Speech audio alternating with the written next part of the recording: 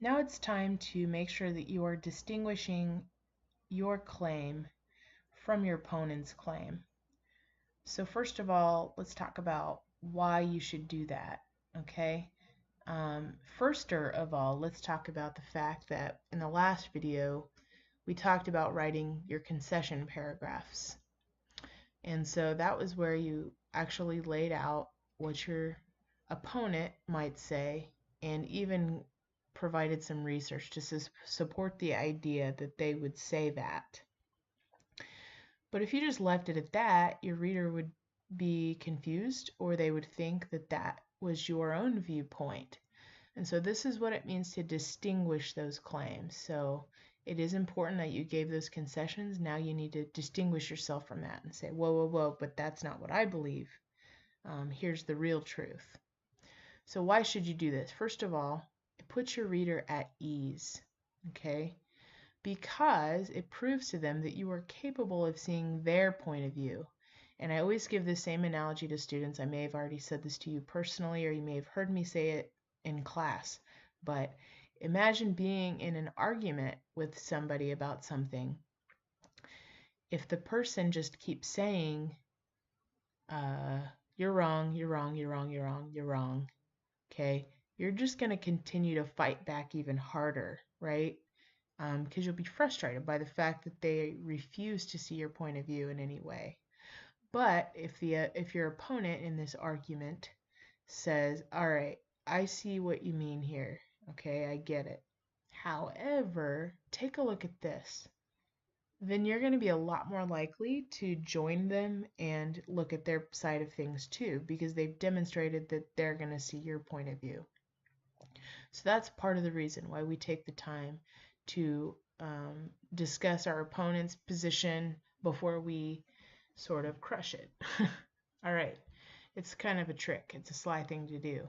Next, it establishes your credibility, okay? And if you remember learning about logical fallacies,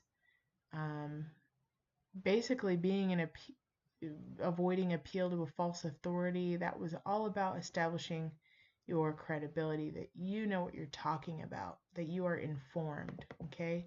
It shows that you're informed because you show both sides to the reader, okay? You demonstrate that you have researched and read about both sides of this issue, but this is where you stand after having done all that research, okay? You have nothing to hide. Yes, this is what my opponent thinks, and this is why they say that. However, I'm correct, and this is why. So this is why we do it. Now this is how we do it. First of all, the writer predicts their opponent's argument, researches it, and presents it with an objective tone, okay?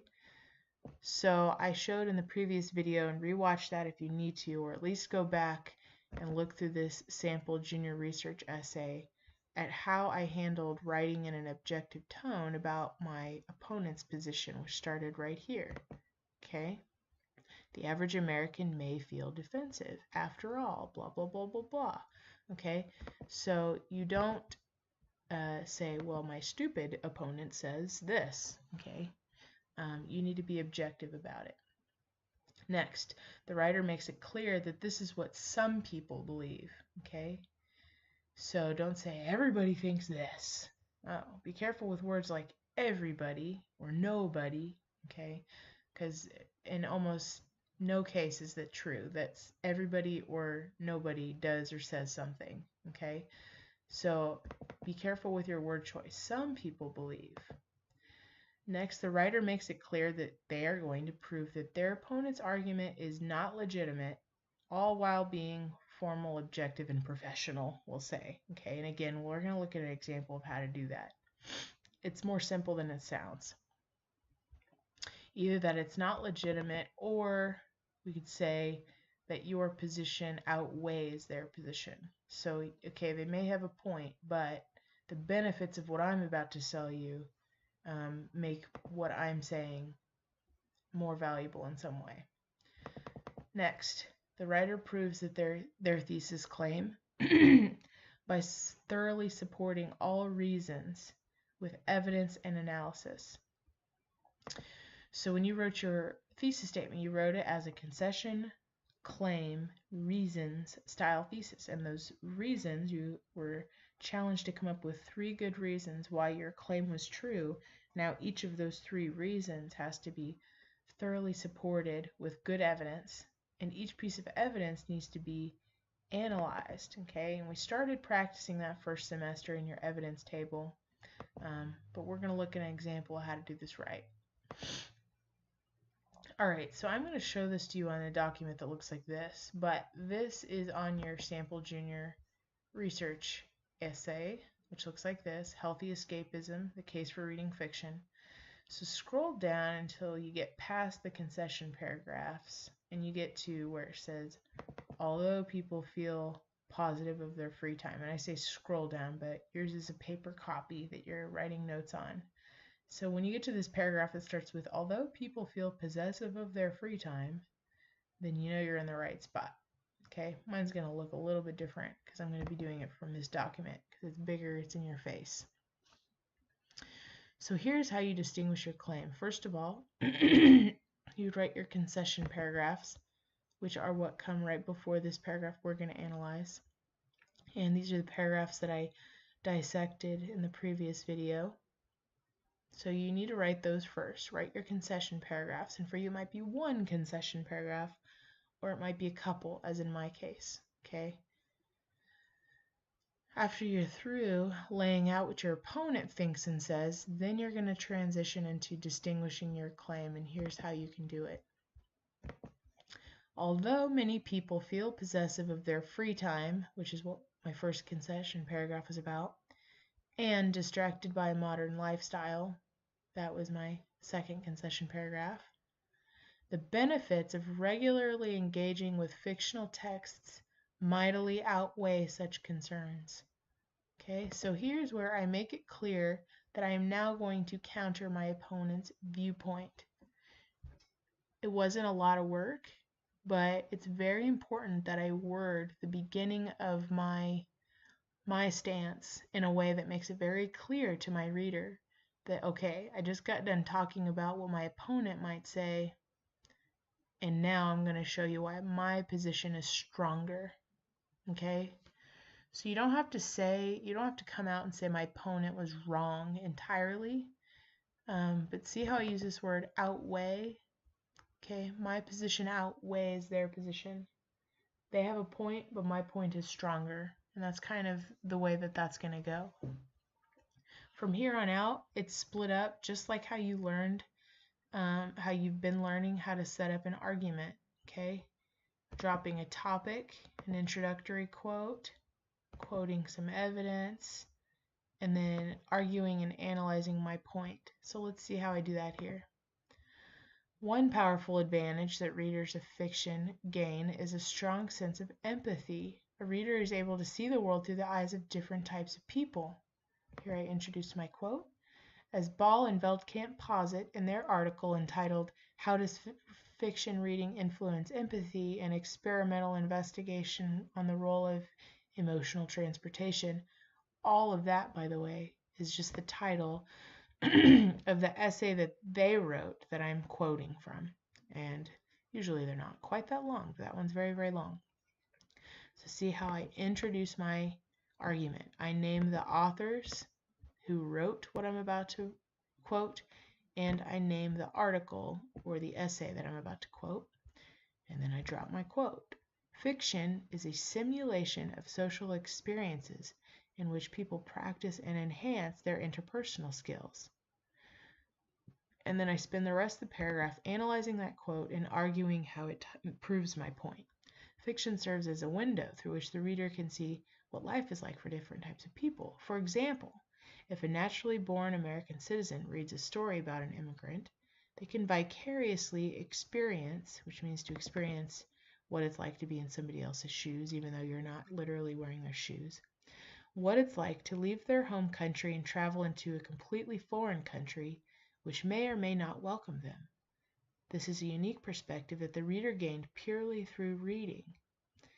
But I'm not done. I'm going to continue on this is still the same reason.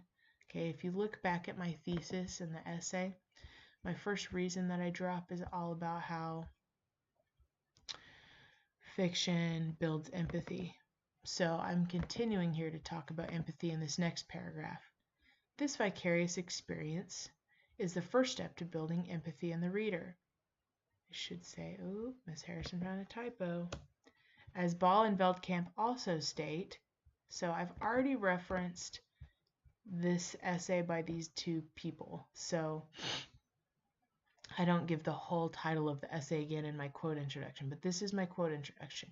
I still say the name of the authors. To have empathy, we have to notice and understand others' feelings. So here's my analysis. As stated here, the first step to having empathy for others is to notice their feelings.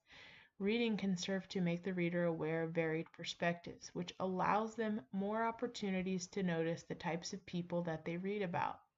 After noticing other people and their emotions, the reader can begin to cultivate empathy. And then finally, I end by summarizing this point that I just made, which is all about reading, building empathy, and I transition to the next point that I'm going to write about. So I do this like this. Building empathy is one major emotional and social advantage of reading, but reading also strengthens more practical cognitive skills such as attention span. So I'm signaling to my reader that my next paragraph or two is going to be all about how reading builds up people's attention spans, which is great because one of my concessions was about how reading people argue that they can't read because they're too distractible. But here I'm going to prove that actually reading itself will help strengthen the attention span that reading itself requires, but of course other things require too. So by following the same sort of TIQA, topic, introduce quote, quoted evidence, analyze quote, argue point, that same structure that I did in my concession paragraphs, I'm going to build my own case. But before I do that, I'm going to make it super clear that I'm going to counter my opponent's viewpoint. So make sure that you do that when you're transitioning from your concession paragraph or paragraphs into your own point. Make sure that you make it very clear by kind of modeling it after how I did it here. And it's going to look slightly different in everybody's, depending on what they're writing about, what the concessions were, and what their point is. So if you need help, let me know. But you need to make sure you build that bridge and you make it very clear that you're moving from one thing to the other. So now you're ready to start writing. You've already written at this point, you should have your introductory paragraph. And so first you're going to write your concession paragraph or paragraphs, and then you're going to write the rest of the body of your essay. And make sure it's structured just like this. Make sure you have a transition between your concession and your own point. Make sure everything is set up like this, TIQA structure. And I would highly recommend that you label everything in this sample essay so that you can go back and use it as a reference point for yourself.